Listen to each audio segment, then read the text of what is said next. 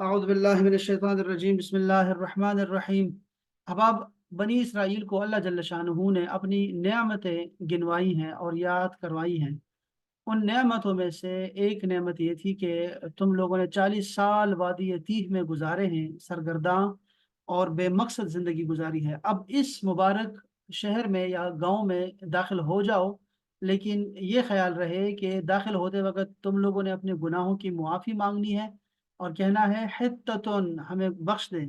और दूसरा ये करना है कि शुक्राने के तौर पे और इनकी सारी आजिज़ी के साथ तुमने सजदा करते हुए दाखिल होना है उस दरवाजे में, उस शहर के दरवाजे में। तो ये दोनों बातें जो है उन्होंने बदल दी।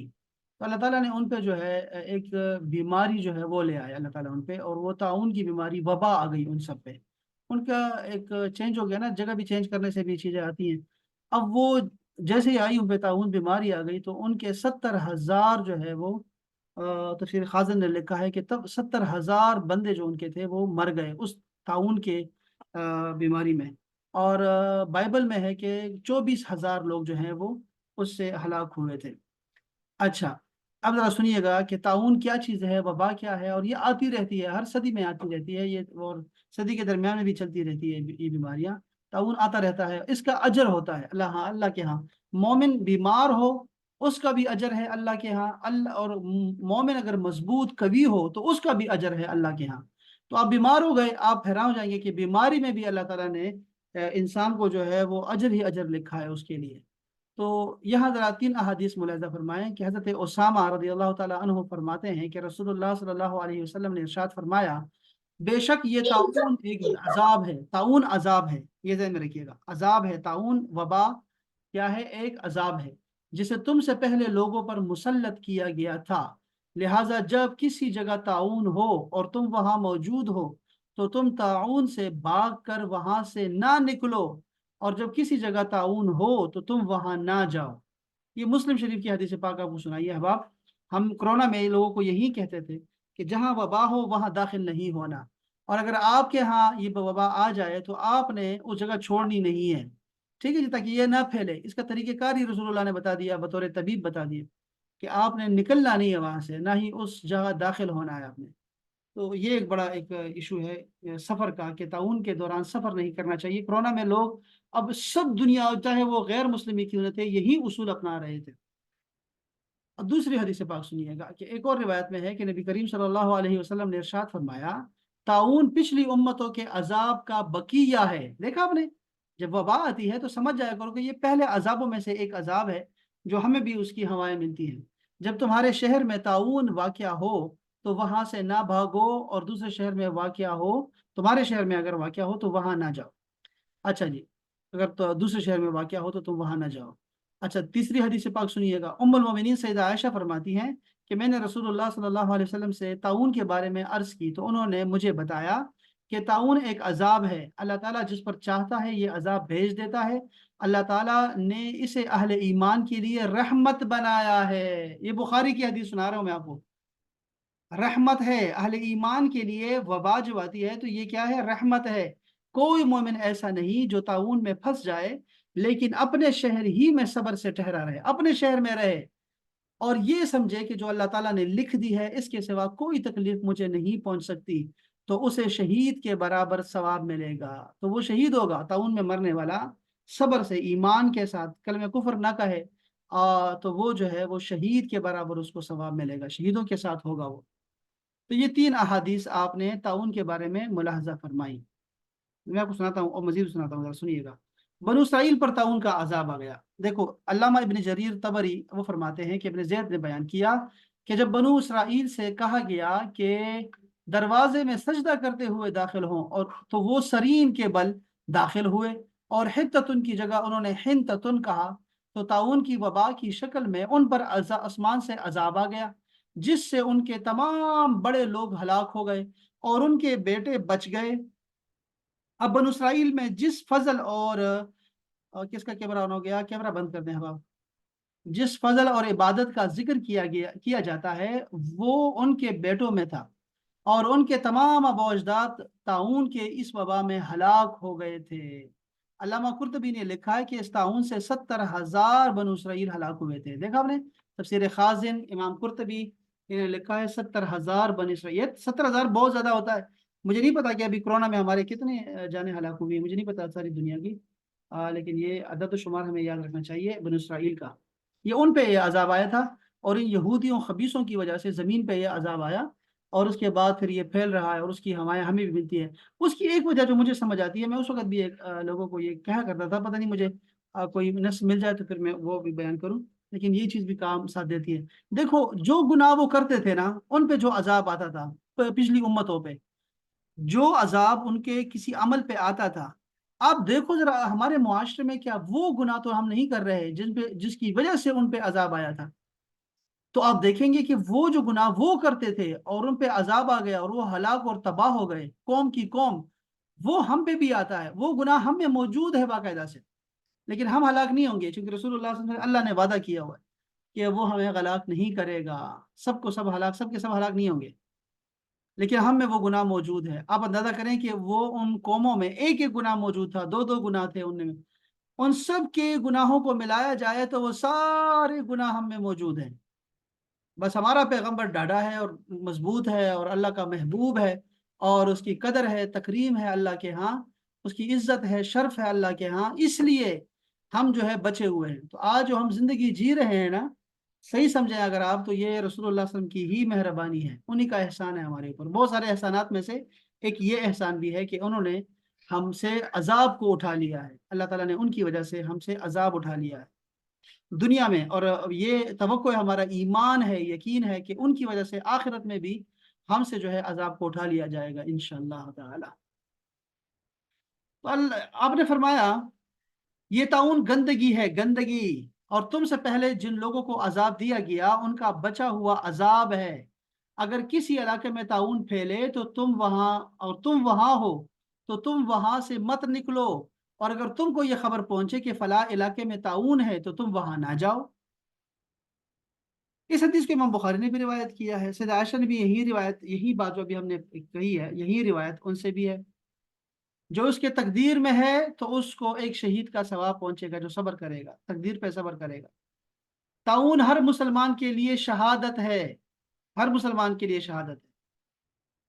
حضرت عبداللہ بن عمر بیان کرتے ہیں کہ رسول اللہ صلی اللہ علیہ وسلم نے ارشاد فرمایا, ہماری توجہ متوجہ ہو کر فرمایا کہ اے مہاجرین کی جماعت, 5 چیزیں ایسی ہیں کہ جب تم ان میں مبتلا ہوگے, اور میں اس سے اللہ کی پناہ مانگتا ہوں کہ تم ان میں مبتلا ہو, تو تم پر مختلف عذاب نازل ہوں گے. دیکھا آپ نے کہ اگر تم میں یہ بیماریاں, یہ گناہ آ جائیں تو تم پر عذاب آئیں گے مختلف قسم کے. سنیں, جب قوم اعلانیہ بدکاری کرنے لگے تو اس میں طاعون پھیل جاتا ہے. ایک آپ دیکھا آپ لوگوں نے بدکاری, اب ذرا گریبان میں دیکھیں, اور گریبان میں جان کے دیکھیں کہ ہمارا جو معاشرہ ہے انفرادی اور اجتماعی, کیا وہ ہم بدکاریوں کو اعلانیہ طور پہ کر رہے ہیں, یا جیسے چپکے چپکے کرتے ہیں, کیا ایسا کر رہے ہیں ہم لوگ؟ یہ ذرا سوچنے والی بات.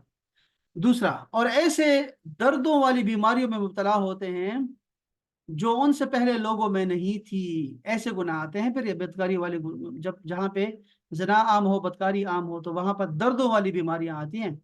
اور جو قوم ناپ اور تول میں کمی کرتی ہے, اب دیکھیں یہ حضرت شعیب علیہ السلام کی بات آ گئی, اس میں قحط سالی, سخت مشقت اور ظالم حکومت نازل کی جاتی ہے. آج ہم رو رہے ہیں, لیکن میں آپ کو یقین سے بتا رہا ہوں, یقین سے, یہ بھی آئے تھے رضوان بھائی ہمارے آئے تھے, میں آپ کو بتا رہا ہوں کہ یہاں پہ ریڑی واڑا, جو کہ آپ حیران ہوں کہ بڑا معصوم سا آدمی ہوگا, وہ بھی چور ہوگا, خائن ہوگا, دھوکے باز ہوگا, فریبی ہوگا, آدم خور ہوگا, اپنے بچوں کے لیے دوسرے کو جو ہے وہ لوٹ رہا ہوگا. آلووں پہ انہوں نے مٹی لگائی ہوئی ہے اور اس کے اوپر چھڑکاؤ کر رہے ہیں, اور وہ مٹی کو بیچ رہے ہیں. وہ ٹماٹر ہیں, گندے ٹماٹر آپ کو دکھاتے صاف ہیں اور بیچتے گندے ہیں. آپ کیلے خرید لیں, حیران ہو جائیں گے, آپ حیران ہو جائیں گے کہ کیسے بے ایمان لوگ ہیں یہاں پہ, کیسے بے ایمان لوگ ہیں. آپ اپنے ایمان کے وجہ سے آپ کو تب چڑھے گی, آپ کو جلال آئے گا کہ یہ کس کی وجہ سے, اس خبیث کی وجہ سے جو ریڑی پہ کھڑا ہے, اس گدھے کی وجہ سے پوری قوم پہ ذلت آئی ہوئی ہے. اس کی وجہ سے جو ریڑی پہ کھڑا ہے, جس کو ہم کہتے ہیں کہ یہ بڑا چور تو صرف نواز شریف ہے, چور تو صرف جو ہے وہ زرداری ہے.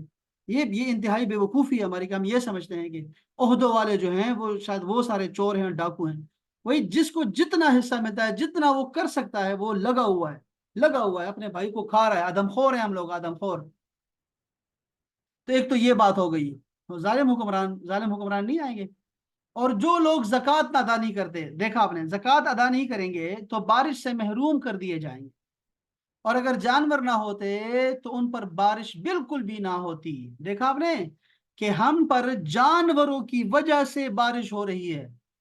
اندازہ کرو، ہم یہ دیکھیں، ہم انسان ہے، انسان اشرف المخلوقات خود کو کہتے ہیں، اور ہم پہ جو نوازشات ہیں رب کی، جو ہمیں رزق عطا ہو رہا ہے، وہ جانوروں کی وجہ سے عطا ہو رہا ہے. اندازہ کریں آپ ذرا اس بات کو، جملے کو ذرا لکھیے گا اپنے پاس. وہ جون ایلیا نے کسی وقت کہا تھا، وہ عجیب بات ہے کہ اشرف المخلوقات جب وفا کی بات کرتے ہیں تو کتے کی مثال دیتے ہیں.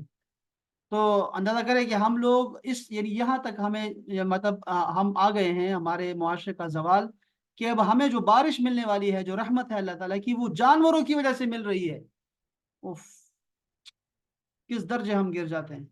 اچھا، اور جو لوگ اللہ اور اس کے رسول سے عہد شکنی کرتے ہیں، اللہ سے وعدہ کیا نا، توبہ کی، اور عہد شکنی کر دوبارہ وعدہ کر کے پھر توڑ دیتے ہیں، ان پر ان کے دشمنوں کو مسلط کر دیا جاتا ہے، جو ان کے بعض اموال کو لوٹ لیتے ہیں. اور جو ائمہ اور حکمران کتاب اللہ کے مطابق فیصلے نہیں کریں گے، وہ آپس کی جنگوں کے خوف میں مبتلا رہیں گے، ان پہ خوف کا عذاب آئے گا. یہ سنن ابن ماجہ کی حدیث پاک ہے، تفصیل کے ساتھ ہے. یہ حدیث جو ہے اگر آپ کے پاس ہے نا، اور اس کو ذرا آپ سائڈ بائی سائڈ لکھے نا، یہ مفارا سے کام کرتی تھی، اب تو نہیں کرتی ہمارے لیے، لیکن اگر اللہ کرے کہ اس کو اللہ توفیق دے تو یہ میں اس کو میں اسکرین شاٹ بھیج دیتا ہوں آپ کو گروپ میں. آپ میں سے کوئی بھی جو شریف آدمی ہے، شریف خاتون ہے، وہ مہربانی کر کے ذرا یہ بیماری لکھے، گناہ لکھے، اس کے سامنے اس کا عذاب لکھے. تو یہ 5 چیزیں ہیں نا، تو یہ بس ہم ذکر کر دیں گے، نیچے لکھ دیں گے رواہ ابن ماجہ، بس اتنی سی بات. تو یہ بہت ہمیں کام دے گی، یہ چیز ہمیں بہت کام دے دے گی. اچھا جی، اس کے بعد کیا فرماتے ہیں ذرا سنیے انشاءاللہ گا. ضرور. انشاءاللہ انشاءاللہ. امام نووی فرماتے ہیں کہ طاعون جسم میں نکلنے والی گلٹیاں ہیں، گلٹیاں ہیں، گلٹیاں ہیں، یہ کیا ہے؟ کوئی بتائے گا؟ یا میں دیکھوں ڈکشنری. گلٹیاں. پھر گلٹیاں ہوگا نا، گلٹیاں، گلٹیاں وہ جو ایک ایسے نہیں بن جاتی موٹی ہاں جی، موٹی ہاں سی. ہاں، وہ ہاں گلٹیاں جانتا ہوں میں، گلٹی آ گئی، ٹھیک ہے. تو یہ گلٹیاں ہیں، کوہنیوں، بغلوں، ہاتھوں، انگلیوں اور سارے بدن میں نکلتی ہیں. ٹھیک ہے جی. اس کو جو اس کے ساتھ سوجن بھی ہوتی ہے، سخت درد بھی ہوتا ہے. یہ گلٹیاں جلن کے ساتھ نکلتی ہیں، اور اس کی جگہ سیاہ، سرخ اور سبز ہو جاتی ہے، وہ جگہ جو ہوتی ہے، اور اس کی وجہ سے طبیعت میں گھبراہٹ آ جاتی ہے. ٹھیک ہے، یہ امام نووی نے لکھا ہے. امام نووی سمجھتے ہیں کب کی بات ہے؟ یہ تاتاریوں کی بات ہے، اس وقت کی بات ہے، ہلاکو خان کے دور میں تھے. جدید میڈیکل سائنس کی تحقیق یہ ہے کہ طاعون کی بیماری کی اصل وجہ ایک خوردبینی جرثومہ ہے، جو بالکل نظر نہیں آتا، خوردبین سے نظر آتا ہے. اس کا نام بڑا مشکل رکھا ہے. ایسا نہ ہو کہ آسان نام رکھ دے ڈاکٹر، ہم بھی ذرا کہہ سکیں. ایسا نہیں کریں گے، کبھی نہیں کریں گے. نہیں لکھائی ٹھیک کریں گے کبھی. کیسے لوگ ہیں یار. جو ایک پسو نما کیڑے میں پرورش پاتا ہے، یہ جرثومہ، یہ پسو زیادہ تر چوہوں اور چوہوں کی اقسام کے جانوروں میں پائے جاتے ہیں، اور یہ چوہے کی کھال کے ساتھ مضبوطی سے چمٹے رہتے ہیں. جب یہ چوہے طاعون زدہ پسو کو سوار کر کے ایک جگہ سے دوسری جگہ لے جاتے ہیں یا مر جاتے ہیں، تو پسو دوسرے جانوروں یا انسانوں میں منتقل ہو جاتے ہیں اور بیماری کا باعث بنتے ہیں. یار یہ دیکھو نا، یہ چوہوں کی بات آ رہی ہے اور پسوؤں کی بات آ رہی ہے، اور یہ کب کی بات ہے؟ یہ اس سے پہلے گزر چکے ہیں. یہ غلام رسول سعیدی صاحب جو ہیں، بہت پہلے گزر چکے ہیں. انہوں نے کرونا نہیں دیکھا، لیکن کرونا میں ہمارے ساتھ یہ سارا کچھ ہوا، اور ان سب کو دوبارہ سے ہم نے جو ہے وہ زدوکوب کیا چوہوں اور ان چیزوں کے حوالے سے. تو طاعون کا انہوں نے سارا بتایا ہوا ہے، جدید میڈیکل کے روح سے بتایا ہوا ہے، کیونکہ ان کا خاصہ یہ ہے. تفسیر تبیان القرآن بہت اچھی ہے اس حوالے سے، کہ آپ کو جدید تحقیق ملتی ہے اس میں. یہ ذرا تفسیر روح البیان سے دیکھیں ذرا کہ انہوں نے طاعون کے بارے میں کیا کہا ہے، کچھ اضافی بھی کہا ہے، تو ذرا دیکھ لیتے ہیں. حضرت حدیث شریف میں آتا ہے کہ طاعون ایک عذاب ہے جو بنی اسرائیل پر یا پہلے لوگوں پر نازل کیا گیا، جس گاؤں کے متعلق تمہیں معلوم ہے نہیں کہ وہاں طاعون ہے، تو اس گاؤں میں ہرگز نہ جانا، اور اگر تمہارے گاؤں میں طاعون آ جائے تو اس سے ہرگز نہ نکلو. حدیث شریف میں ہے کہ آپ نے فرمایا کہ میرے پاس جبرائیل علیہ السلام بخار اور طاعون دونوں کو لے کر آئے. سنیے گا، جبرائیل علیہ السلام نے مجھے اختیار کرنے کے لیے جو ہے نا دیا بخار اور طاعون. میں نے بخار کو مدینہ شریف میں رہنے کا حکم دیا اور طاعون کو شام کی طرف بھیج دیا، پس طاعون میری امت کے لیے رحمت ہے اور کافروں کے لیے عذاب ہے۔ دیکھا آپ نے، یہ جو شام کے علاقے تھے یہ سارے جو ہے انگریزوں کے پاس تھے اور روم کے پاس تھے، روم کے پاس، اور پھر یہ غزوہ تبوک ہوا، پھر وہ لوگ بھاگے وہاں سے۔ تو میں نے بخار کو تو مدینے میں رکھا، لیکن طاعون نہیں آ سکتا، یہاں پہ وبا نہیں آئے گی۔ کیا بات، سبحان اللہ۔ ابھی ہم نے کہا تھا، بار بار کہتے تھے کرونا میں جو ہے وہ مسجد نبوی کو انہوں نے لاک کر دیا، ہم نے کہا بار بار کہتے تھے یار حرم شریف سے بھی زیادہ جو مدینہ پاک کی مسجد ہے نا، جہاں رسول اللہ صلی اللہ علیہ وسلم آرام فرمائے ہیں، وہ جگہ زیادہ شفا والی ہے، مدینہ کی مٹی بھی شفا والی ہے۔ تو لوگوں کو آنے دو، یہاں پہ لوگوں کو عمرے بند نہ کرو، لوگوں کو آنے دو شفا کے لیے، یہی تو اچھی جگہ ہے، شہید ہونے کے لیے بھی اچھی جگہ ہے، اس سے زیادہ کیوں لوگوں کو محروم کرتے ہو؟ طاعون میں مرنے والا شہید ہے، یہ مسئلہ یاد رکھیں، اور قبر کے عذاب سے بھی محفوظ رہے گا۔ اسی طرح طاعون میں صبر کرنے والا اگرچہ طاعون کے بغیر کسی دوسری بیماری میں مر جائے تو قبر کے عذاب سے محفوظ رہے گا، کیونکہ وہ مرابط فی سبیل اللہ کی طرح ہے۔ مرابط کا مطلب ربط والا ہوتا ہے، جو کہ اپنی سواری کو جہاد کے لیے تیار رکھتا ہے، ٹھیک ہے، اسلحے کو تیار رکھتا ہے، جانوروں کو تیار رکھتا ہے، اس کو مرابط کہتے ہیں۔ تو اس طرح ہوتا ہے، ٹھیک ہے نا، جو بیماری کی وجہ سے، طاعون کی وجہ سے۔ خلاصہ یہ ہے کہ طاعون کی بیماری اور اسہال، یاد رکھیں اسہال کا مطلب دست ہے، اور استسقاء سے مرنے والا، استسقاء کون سی بیماری ہے؟ یہ تو بارش نہ ہونے کی ہم کہتے ہیں، پتہ نہیں کیا ہے، مرنے والا جو ہے وہ بھی شہید ہوتا ہے، کیونکہ مرتے دم تک اس کا ذہن اور عقل صحیح رہتا ہے۔ سل کی بیماری سے مرنے والا بھی شہید ہے، اسی طرح پانی میں غرق ہونے والا بھی، اور دیوار کے نیچے دب کر مرنے والا شہید ہے، اور اللہ تعالیٰ کے راہ میں مرنے والا تو شہید ہے ہی۔ یہ جو باقی لوگ ہیں نا، یہ شہید کے مرتبے میں ہوتے ہیں، یاد رکھیں، جو شہید کا حکم ہے وہ قتال فی سبیل اللہ کرنے والے کے لیے ہے، باقی جو لوگ ہیں وہ شہید کے حکم میں آتے ہیں۔ امام سیوطی نے یہ تقریباً 45 کے قریب بتائے ہیں، شہداء بتائے ہوئے ہیں۔ ذات الجنب اور جل کر مرنے والا شہید ہے، جو عورت وضع حمل کے وقت مر جائے وہ بھی شہید کے حکم میں ہے۔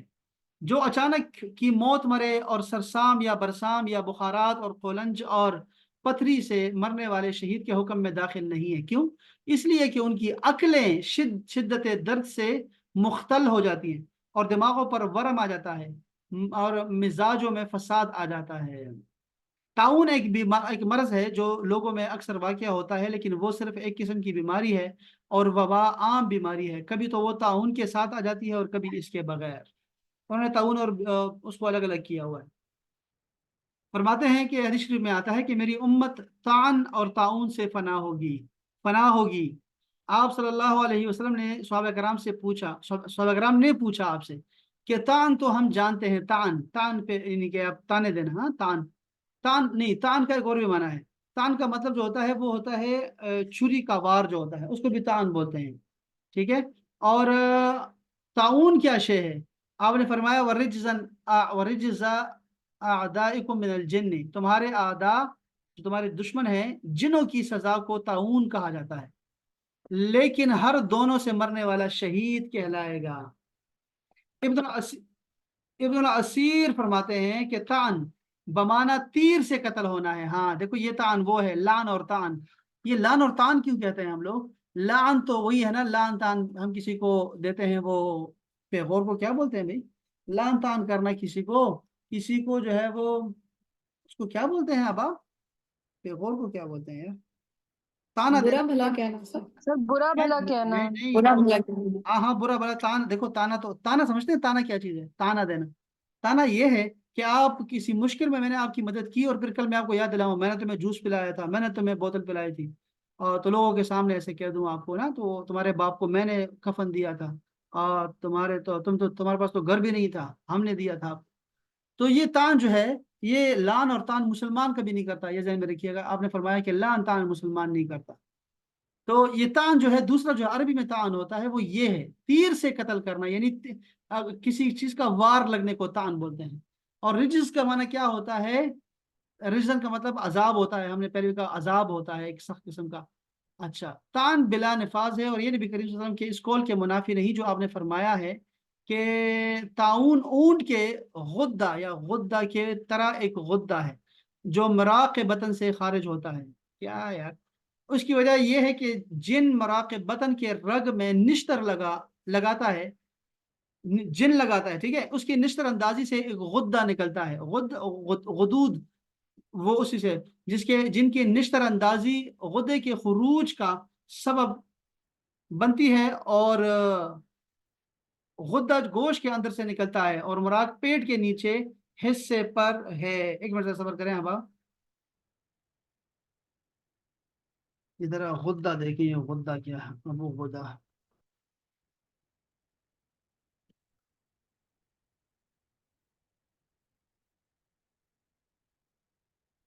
غدہ جمع غدد ہے، اور غدود بھی کہتے ہیں اس کو۔ اصل میں یہ گلینڈ، ہاں گلینڈ کہتے ہیں، ڈاکٹر صاحب صحیح سمجھتی ہوں گی۔ اصل میں خلیات کی ایک ایسے متخصص اسپیشلائزڈ مجموعے کو کہتے ہیں جو اپنی اپنی ذاتی استقلابی ضروریات سے الگ کسی قسم کے مادے کا یا تو اخراج کرتا ہے یا پھر افراز کرتا ہے۔ ابھی آپ کو دکھاتا ہوں، یہ غدہ، یہ ہے غدود، یہ جو غدود نکلتے ہیں ہمارے ہاں، یہ دیکھیں یہاں بھی نکلے ہوئے ہیں، غدود دکھا دو بھائی۔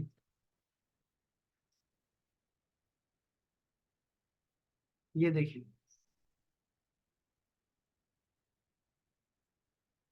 مثانے کے غدود، یہ پتہ نہیں کہاں کہاں غدود نکلتے ہیں۔ اچھا جی، اچھا جی، یعنی جب تول میں کمی ہوگی تو بارش بند ہو جائے گی، جب زنا بکثرت ہو جائے گا تو خون ریزی بہت واقع ہوگی، اور جب جھوٹ عام پھیل جائے گا تو فتنے اور فساد بپا ہوں گے۔ وجہ یہ ہے کہ زنا سے جیتے جی کو مار ڈالنا ہے، کیونکہ جو نطفہ زنا سے ٹھہرا وہ حکمی طور پر مارا گیا، اسی لیے اس کی سزا فوری موت مقرر ہے، یعنی سنساری، کیونکہ عمل کے مطابق سزا دی جاتی ہے۔ اس لیے تو کم تولنے کی سزا بارش کی بندش بندوں کے رزق کی کمی کا باعث ہے۔ یوں ہی کذب، جھوٹ کو سمجھو کہ وہ بندوں میں تفرقہ اور عداوت کا موجب ہے، اس لیے اس کی سزا بھی حرج متعین ہوئی ہے جو کہ فتنہ اور فساد کا سبب ہے۔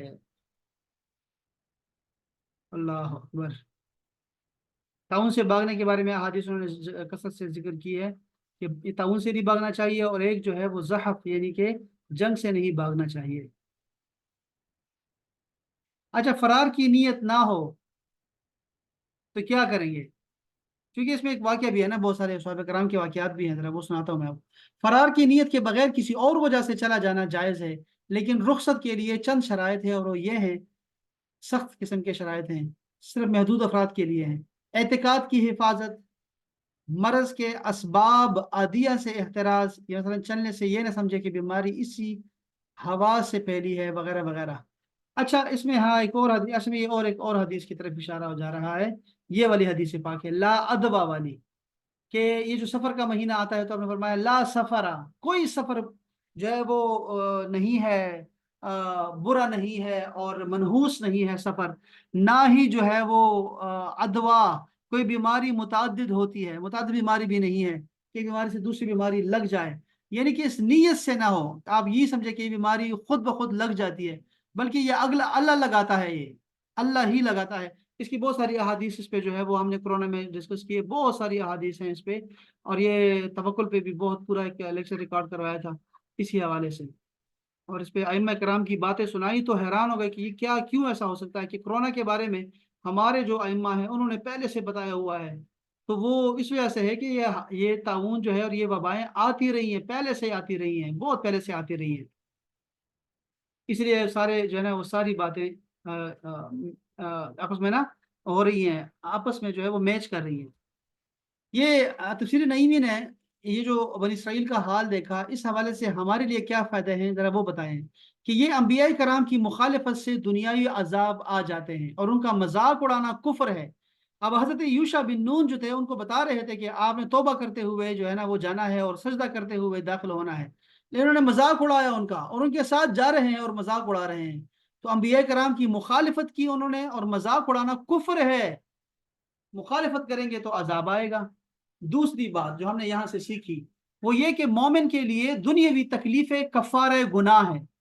دیکھو نا، دنیا میں جو بھی آپ کو تکلیف ملتی ہے آپ نے فوراً کہنا ہے انا للہ و انا الیہ راجعون، تو اللہ تعالیٰ جو ہے وہ آپ کو اجر دے گا اس کا، اور کیا ہے یہ گناہ کا کفارہ ثابت ہوتی ہیں، جس سے کہ وہ آخرت کے عذاب سے بچ جاتا ہے۔ کفار کے لیے ایسا نہیں ہے، جیسے کہ دنیاوی نعمتیں کافروں کے لیے ان کے ظاہری نیک اعمال کا بدلہ ہیں، مومن کے واسطے نہیں۔ دنیاوی عذاب کافر کے لیے مثل حوالات ہیں، اور مومن کے دنیاوی نعمت مثلا بھتہ کے تنخواہ ہیں اس کے علاوہ ہے۔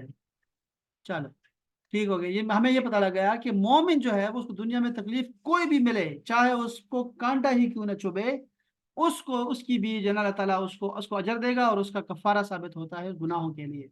تیسرا فائدہ یہ ہے کہ تعاون بنی اسرائیل کے زمانے سے شروع ہوا ہے، یہ بھی ہمیں پتہ لگا یہاں سے، حدیث بھی پتہ لگا۔ یہ ان کے واسطے عذاب تھا اور مسلمانوں کے لیے رحمت، اور حدیث پاک میں بھی یہی آتا ہے جو ہم نے ابھی بیان کیا۔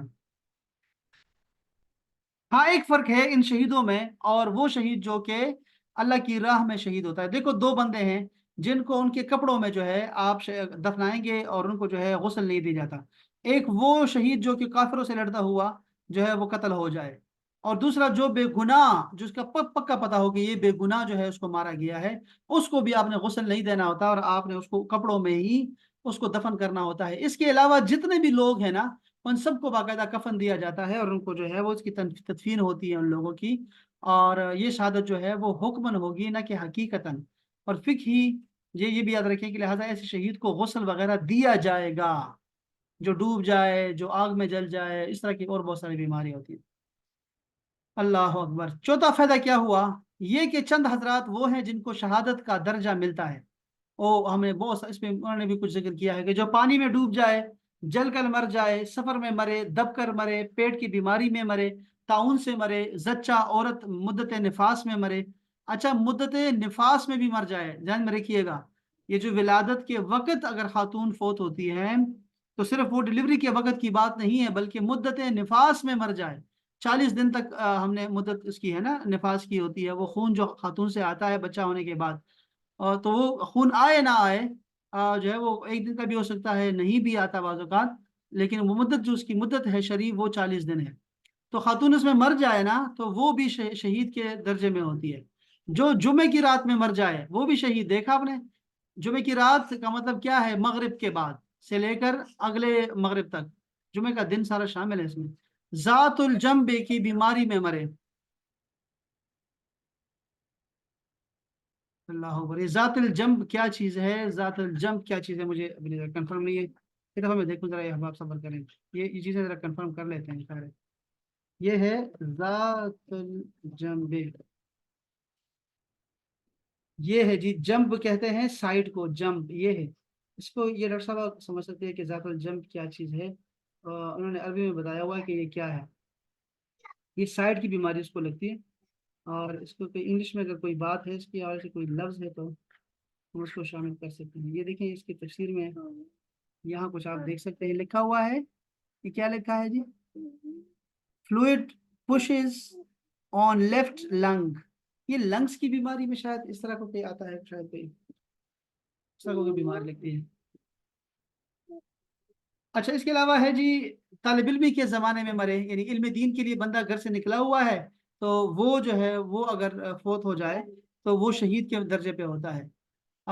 سل کی، جو سل کی بیماری میں فوت ہو جائے، مرگی آ جائے جس کو، بخار کے مرض سے مرے، جو کسی کے عشق میں مرے، اللہ اکبر۔ 14 نمبر پہ کیا لکھا ہے؟ جو کسی کے عشق میں مرے بشرطے کہ پاک دامن اور عشق کو چھپانے والا ہو۔ امام سیوطی نے لکھا ہے اس کو، انہوں نے تو بہت آگے تک لکھا ہوا ہے، سارا تفصیل سے لکھا ہوا ہے۔ جس کو درندہ کھا جائے، جس کو زہریلا جانور کاٹ لے، فی سبیل اللہ آزان دینے والا بھی واہ واہ واہ، وہ بھی شہید۔ سچا تاجر شہید کے درجے میں ہوگا۔ اصل میں یہ سارے احادیث ہیں، الگ الگ سے احادیث ہیں۔ حلال کی روزی کما کر بال بچوں کو پالنے والا بھی شہید ہے۔ دریا کا مسافر بھی شہید، دریا کا مسافر جو روزانہ 25 بار یہ پڑھا کرے، اللہم بارک لی فی الموت و فی ما بعد الموت، اللہم بارک لی فی الموت و فی ما بعد الموت۔ جو شخص نماز چاشت اور ہر مہینے میں 3 روزوں کا پابند ہو، جو وطر کا پابند ہو، جو روزانہ 100 بار درود شریف پڑھا کرے، جو شہادت کی تمنا میں رہے، جو تاجر ضرورت کے وقت باہر سے مسلمانوں کے لیے غلہ لائے، جو سنت کا پابند ہو، جو جب کہ مسلمان سنت کو چھوڑ رہے ہوں، یہ سارے احادیث ہیں الگ الگ سے، جو اپنی بیماری میں 40 بار آیت کریمہ پڑھے، کون سی آیت کریمہ نہیں بتائی، جو اپنی بیماری میں 40 بار آیت کریمہ پڑھے، جو ہر رات سورہ یاسین پڑھنے کا عادی ہو، جو روزانہ صبح و شام درود شریف پڑھا کرے، جو روزانہ 3 بار اعوذ باللہ پڑھ کر سورہ حشر کی آخری آیتیں لا يستوي اصحاب النار واصحاب الجنہ اصحاب الجنت هم الفائزون، یہاں سے پڑھ لیا کریں، ٹھیک ہے۔ ہاں۔ جو طاعون سے مرے گا اس سے حساب قبر نہیں ہوتا۔ مدینہ منورہ طاعون اور دوسرے وبائی امراض سے محفوظ ہے، یہ تو ہم نے پڑھا بھی۔ طاعون کی جگہ سے بھاگنا حرام ہے، ہاں اگر کسی ضرورت کی وجہ سے بھاگ گیا تو جائز ہے۔ مرض اڑ کر نہیں لگتا، اس کا مطلب یہ ہے کہ کفار بیماریوں میں قدرت مانتے تھے، اس لیے ان کی پوجا کرتے تھے، چیچک اور مانا پتی ماتا کے بت بنا کر پوجتے تھے، یہ عقیدہ مشرکانہ ہے۔ حدیث میں آیا ہے کہ لا ادوا، یعنی خود بخود نہیں ہوتا، بلکہ اللہ پاک اگر چاہے تبھی دوسرے کو لگتی ہے بیماری، اور یہ ہم نے دیکھا کورونا میں دیکھا ہم نے۔ ہاں یہ ہو سکتا ہے کہ کسی بیمار کی وجہ سے وہاں کی آب و ہوا بگڑ جائے جس سے دوسرے لوگ بھی بیمار ہو جائیں، جیسے کہ متعفن آب و ہوا سے بچنا بہتر ہے، ایسے ہی بعض بیماریوں سے احتیاط کرنا بھی جائز ہے۔ آپ نے فرمایا، دیکھو یہ حدیث پاک میں آتا ہے کہ یہ جو بیماریاں ہیں، 2-4 بیماریوں کے نام لیے، متعدی بیماریاں ہیں، ہم نے فرمایا اس سے ایسے بھاگو جیسے شیر سے بھاگتے ہو، شیر سے بھاگتے ہو، ایسے بھاگو، اس سے موت سے کوئی تدبیر نہیں بچا سکتی کسی کو۔ یہ حضرت جالینوس کی پھر انہوں نے تفصیل بیان کی ہے۔ رب کا فرمان بدلنا کیا ہوتا ہے؟ عذاب کا باعث ہے، یہ بھی ہم نے سیکھا، انہی آیات سے سیکھا ہم نے۔ رب کا فرمان بدلنا یہ کیا ہے؟ یہ بھی باعث عذاب ہے، اس میں تفصیل سے لکھا ہے لیکن ہم چھوڑ دیتے ہیں، آگے چلتے ہیں۔ اعتراض یہ آیا ہے کہ چاہیے کہ ذکر اور دعا میں بالکل فرق نہ کیا جائے، کیونکہ بنی اسرائیل نے دعا کے لفظ ہی بدلے تھے جس سے ان پر عذاب آ گیا تھا۔ اس کا جواب تفسیر میں گزر چکا ہے، انہوں نے صرف لفظ نہ بدلے تھے بلکہ عبارت، معنی، مقصود سب بدل دیا تھا، اور پیغمبر کا مذاق اڑاتے ہوئے گئے تھے، یہ کفر ہوا، اس وجہ سے ان پر عذاب آیا تھا۔ الحمدللہ کوئی مسلمان یہ نہیں کرتا، محض آسانی کے لیے تبدیلی الفاظ کی اجازت دی گئی ہے۔ اگر کوئی دعائے قنوت یا دعائے جنازہ یاد نہ ہو اور اللہ اکبر اس سے صحیح ادا نہ ہوتا ہو تو اس کے لیے نماز نہ چھوڑ دے، بلکہ یہ مضمون دوسرے الفاظ میں ادا کر سکتا ہے۔ مطلب دعائے قنوت اگر کسی کو نہیں آتی تو وہ سبحان اللہ کہہ دیا کرے، سبحان اللہ سبحان اللہ سبحان اللہ 3 دفعہ کہہ دیا کرے جب تک دعائے قنوت اس کو یاد نہیں ہو جاتی۔ اس کے علاوہ بھی آپ دعا کر سکتے ہیں اور مزید بھی دعائیں کر سکتے ہیں۔ دوسرا اعتراض کیا تھا کہ جب قحط سالی یا دوسری بلاؤں سے بھاگنا جائز ہے تو طاعون سب سے سخت بلا ہے، اس سے بھاگنا کیوں حرام ہے؟ اس کے 2 جوابات ہیں۔ ایک یہ کہ وبا میں اکثر اپنے اہل قرابت اور دوست احباب بیمار ہو جاتے ہیں جس سے وہ بھاگ نہیں سکتے، اس موقع پر تندرستوں کو بھاگنے کی اجازت دی جائے تو ان بیماروں کی تیمارداری کون کرے گا؟ کیا خوبصورت سوال جواب دیا ہے جی۔ ایسا ہے کہ اپنے یہاں سے نہیں بھاگنا آپ نے، ایک تو یہ بات ہو گئی۔ یہ گورو کفن کون کرے گا؟ یہ بھی ساری باتیں ضروری ہیں۔ جہاد کے صف میں ٹھہرنا بھی بہت لازمی ہے، قحط سالی اور دیگر بلاؤں میں یہ بات نہیں ہوتی، وہاں سب بھاگ سکتے ہیں، مفلس اور غریب ہی پہلے بھاگتے ہیں۔ اچھا میں نے خود، اچھا ٹھیک ہے وہ تو ہو گئی یہ بات۔ دوسرا جواب یہ ہے کہ طاعون وبا خبیث جنات کے اثر سے ہے، اس لیے اس کو طاعون کہا گیا ہے، کیونکہ یہ تان سے بنا ہوا ہے جس کے معنی ہے نیزہ مارنا۔ طاعونی بیمار کو بھی یہ معلوم ہوتا ہے کہ میرے اندر کوئی برچیاں مار رہا ہے، برچی، اور ان کے مقابلے میں بھاگنا، کوئی ان سے ڈر جانا، جس طرح ظاہری جہاد میں کفار کے مقابلے سے بھاگنا منع ہے، ایسے ہی وباؤں کے مقابلے سے بھاگنا ہے۔ اللہ اکبر۔ سفیانہ کیا تفسیر بیان کی، ایک لائن پڑھتا ہوں کہ نفوس کو دنیا کی بستی میں بھیجا گیا ہے، ٹھیک ہے، نفوس کو بھیجا گیا ہے۔ وہ بستی تھی نا، بنی اسرائیل کو کہا گیا کہ اس بستی میں داخل ہو جاؤ، اور سر جھکائے ہوئے اور رب اغفر لی کہتے ہوئے داخل ہو۔ ایسے ہی نفوس کو دنیا کی بستی میں بھیجا گیا ہے، اور اس کو حکم دیا گیا ہے کہ اعضائے جسم کو جس طرح چاہے استعمال کر اور دنیا کی نعمتیں خوب کھا اور پی، لیکن دروازے حیات میں رب کی اطاعت کرتے ہوئے اور توبہ کرتے ہوئے جانا، تیری خطائیں معاف ہوں گی اور تجھے بڑا اجر دیا جائے گا۔ مگر اس ظالم نفس نے نہ کہنے کی بات کہی اور نہ کرنے کی کام کیے ہیں، نہ کہنے کی بات کی اور نہ کرنے کے کام کیے، دنیا کی طلب میں ایسا مشغول ہوا کہ آخرت کو بھول گیا، فکر معاش میں خیال معاد سے غافل ہو گیا۔ تو ایک تو یہ تو بڑی اچھی بات کی انہوں نے، اس کو اس سے ملایا ہے۔ دوسری بات یہ ہے کہ عقائد، فرائض، واجبات، نوافل، مستحبات دولت ایمان کی محافظ دیواریں ہیں، یاد رکھیں۔ عقائد پہلی دیوار ہے، مستحبات آخری جو لب سڑک ہوتی ہے۔ چور پہلے کنارے والی دیوار کو توڑتا ہے، اگر وہاں ہی حفاظت کر لی گئی تو دولت محفوظ رہے گی، ورنہ چور اور دیواروں کو بھی توڑے گا۔ شیطان چور پہلے مستحبات، پھر سنتیں، پھر واجبات، پھر فرائض چھڑوا دیتا ہے، پھر عقائد پر حملہ کرتا ہے۔ اور گناہ صغیرہ وہ ہے جسے انسان چھوٹا سمجھے، یاد رکھو، گناہ صغیرہ وہ گناہ ہے انسان اس لیے کرتا پھرے کہ یہ گناہ تو چھوٹا سا گناہ ہے، وہ گناہ کبیرہ بن جاتا ہے۔ کبیرہ وہ گناہ ہے جیسے انسان معمولی جانے، ان لوگوں نے حدت ان کو معمولی سمجھ کر چھوڑ دیا تھا، آفت آ گئی ان کے اوپر۔ یہ تھی وہ بات ساری کی ساری جو آپ کو تعاون کے حوالے سے بتائی، اور ہمیں یہ جو انہوں نے عمل کیا، یہ جو واقعہ تھا، یہ آگے پھر بھی آئے گا شاید ایک دو دفعہ، لیکن ہم نے سمجھ لیا بات کو کہ کیا ہوا تھا، اور ان کو کیا حکم دیا گیا تھا، ان کا کیا اس کا ریئیکشن دیا، انہوں نے کیا عمل کیا، اور اس پہ اللہ تعالیٰ کا عذاب کیسے آیا اور کیا عذاب آیا، یہ سارا ہم نے 2 دنوں میں جو ہے اس کو مکمل کیا۔ اور یہ بیماری کے حوالے سے بھی ہم نے جو ہے وہ چیزوں کو سمجھا ہے، بلکہ یہ جو بیماری ہے کے حوالے سے ہے یہ تو بھی رہتا ہے، اس پہ سمجھنے کی مزید ضرورت ہے، لیکن اب اصل میں یہ ساری ریکارڈنگ وغیرہ ہم نے کی ہوئی، میں دیکھتا ہوں ریکارڈنگ آپ کو بھیجوں گا۔ کسی کے پاس وقت ہوا، 3 دن چھٹی ہے، تو کوئی آپ میں سے جو ہے وہ سننا چاہے تعاون کے بارے میں کیا کہا تھا ہم نے اور توکل کے بارے میں کیا کہا تھا، وہ میں انشاءاللہ آپ کو سینڈ کروں گا۔ اللہ کرے آپ سن سکے، وہ ضرور سنیے گا۔ ہاں جی چلیں، اتنا کافی ہے جی۔ کوئی کسی کا کوئی بات ہے جی؟ اب آپ کوئی بات کرنے والی؟ آج تو ہماری آسمان آنٹی بھی آئی ہوئی ہے، ماشاء اللہ ماشاء اللہ، منیبا بھی آ گئی۔ اب آپ کوئی بات ہے، کوئی سوال ہے آپ کے ذہن میں؟ سر یہ جو کینسر سے جو لوگ مر جاتے ہیں وہ شہید ہیں کیوں؟ ہاں وہ شہید ہیں، کینسر والے جو لوگ ہیں ان کے زخم جو ہیں، ان کے زخم شدید تر ہوتے ہیں، اسی لیے وہ شہید ہیں، کینسر کے لوگ جو لوگ ہوتے ہیں، اور ان کو قیامت میں جو ہے اللہ تعالیٰ، بڑی عجیب بات ہے کہ ان کے لیے لوگ جھگڑیں گے آپس میں، اور ایک کہیں گے یہ تو بستر پہ مرے ہیں تو یہ تو ہمارے ساتھ ہوں گے، اور جو شہداء والے ہوں گے وہ کہیں گے یہ ہمارے ساتھ رہیں گے کیونکہ ان کے جو ہے وہ تکلیف بہت اٹھائی ہے انہوں نے۔ تو اللہ تعالیٰ فیصلہ یہ کرے گا کہ ان کے زخم وہ دیکھ لیں، اگر ان کے زخم جو ہے وہ شہیدوں کے زخموں کے برابر ہیں تو پھر ان کو ان کے ساتھ رکھیں، جب وہ دیکھیں گے تو ان کے زخم شہیدوں والے ہوں گے، ان کو پھر جو ہے وہ ان کے ساتھ رکھا جائے گا، شہیدوں والے میں لے کے جائے گا۔ صحیح ٹھیک۔ اور جی آمنہ کوئی بات ہے؟ نہیں سر، کوئی سوال نہیں ہے۔ چلیں سلامت رہیں، بہت شکریہ آپ کا۔ مہپارہ بھی چلو سن رہی تھی، مہپارہ سنا سارا سنا مہپارہ نے؟ جی سر، جی سر، ہاں، اچھی بات سر بھی ہے۔ کوئی کوشچن نہیں ہے۔ آپ ذرا میں آپ کو سینڈ کرتا ہوں، وہ میں دیکھتا ہوں جی سر، ضرور پلیز سینڈ کر دیجیے گا، میں شیئر نوٹ کیجیے ڈاؤن کروں گی۔ سب۔ اوکے چلیں اب آپ بہت شکریہ، سلامت رہیں، خوش باش رہیں، انشاءاللہ ملتے ہیں جلدی انشاءاللہ۔ السلام علیکم ورحمۃ اللہ۔ وعلیکم السلام ورحمۃ اللہ۔